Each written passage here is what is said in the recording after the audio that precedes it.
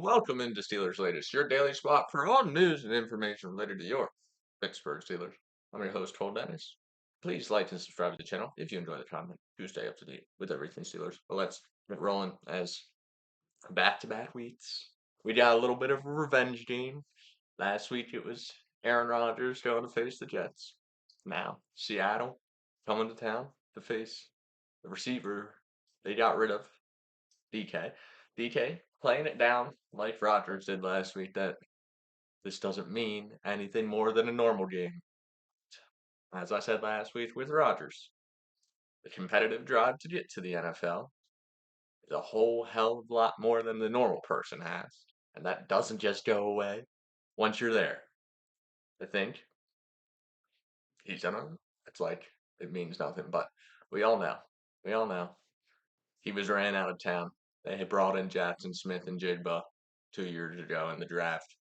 His third season. They saw production out of him last year. They thought they could get rid of DK. DK, first Sunday of the year, balled out against the Jets. Wasn't a surprise. You know, I mean, just a physical freak. And the ability to show speed last week was crazy. That was the main usage of him in the game, get him open in space and let him use his speed. Can't wait until we start letting him just establish his physical presence out there because no cornerback is going to be the size of Metcalf. He's just too physically gifted out there, size wise, just height, strength, speed, all of it. It's crazy. So I would like to see that come in a little earlier. Let him bully some cornerbacks early in this game. I know Rodgers is the kind of guy that knows what games like these mean to players. So I'm sure Rodgers is going to try to get Metcalf involved as early as possible. Also, to get him rolling, hopefully, a couple slants early, a couple deep shots.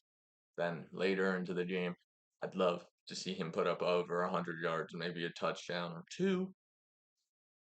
Two's stretching it, but hopefully at least one for Metcalf while playing his former team. We saw what Rodgers did last week against the Jets. I think Metcalf will have somewhat similar of a week here this one. But let's move on to another receiver as Rowan Wilson was vanished last week when you needed him most. He vanished, but we didn't need him most. But um, he had an impressive preseason. So going into the game, I was projecting him to start his breakout season here against the Jets, but then he only ended up playing 10 snaps last Sunday. And it kind of embarrassed me a little bit because I was like, big game for Roman coming.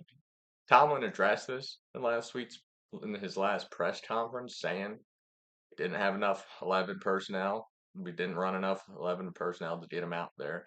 Seems like he's going to be more of a situational guy in the beginning of the season until he can prove otherwise in the regular season, prove that productivity is consistent for him. Didn't seem to affect the effectiveness of the offense. So Tomlin does seem to know what he's doing. But here is the quote. Quote was a lack of possession of football and agenda relative to that day is why he didn't get the ball. Why you didn't see him on the field too much. Tomlin also said he didn't want to get into the minutia of talking how they divide up reps. So that's really what it all comes down to. Seems like he's going to be more of a role player in the beginning of the season until he can develop that consistency in against first teamers in the regular season for us. Let's talk about this Sunday's game though to wrap up this show. Who will be the standouts here? Who are my two guys to really push us over the edge? And it's gonna have to be no surprise, PJ Watt on the defensive side of the ball. I mean, last week when Peyton Wilson, a little out there, was trying to hit something, PJ Watt balled out. He was the best player on defense. No surprise there. So I'm just going with him this week. I think he's probably gonna just absolutely destroy the Seahawks front line. They have some vulnerable tackles there that Watt can take advantage of. And Darnold, we know Darnold in the past, like holding on to the ball a little too long. So you can get the pressure, and if the coverage holds up, don't be surprised if TJ Watt walks out of Acrisure Stadium with 2 or 3 sacks in this one. couple tackles for a loss. Wouldn't be surprised if he gets a strip sack or something, who forces a turnover. It's TJ. He can do anything any week, and you wouldn't be surprised. Uh, Offensively, though, let's talk about the running back Jalen Warren.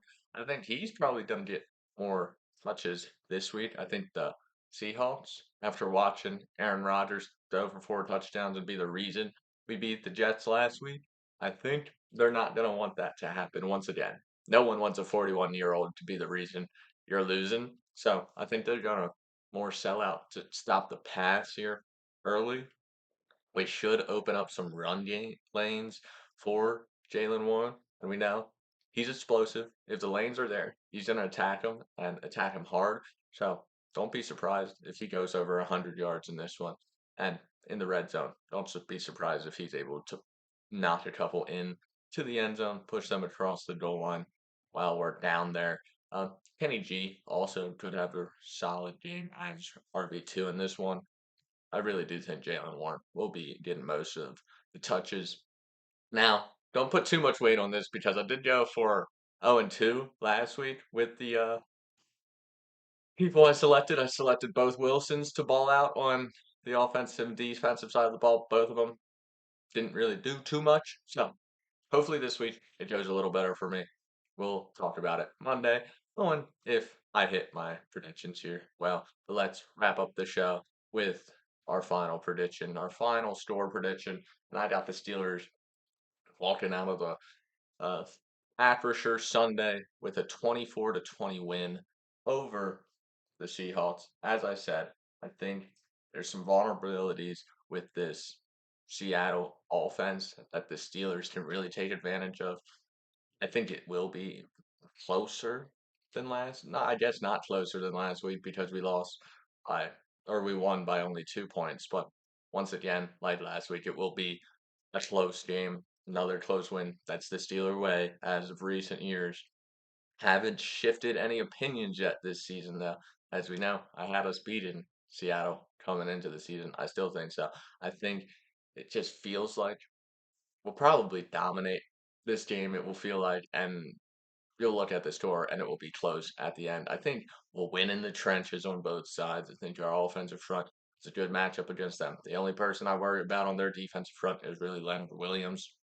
Their offensive front, little lackluster. I think our defensive line should hopefully be able to take advantage of that this week. I also think we're going to be able to take away most of their passing game and make them one-dimensional for most of this one. Rodgers will once again be good enough to get us out of here with the win. He'll make enough plays to secure the win late in this one. And as I said earlier, I think the run game will step up this week and really push us over the top offensively to secure the win. But that has been it from Steelers Latest. I've been your host, Cole Denis, and I will see you tomorrow.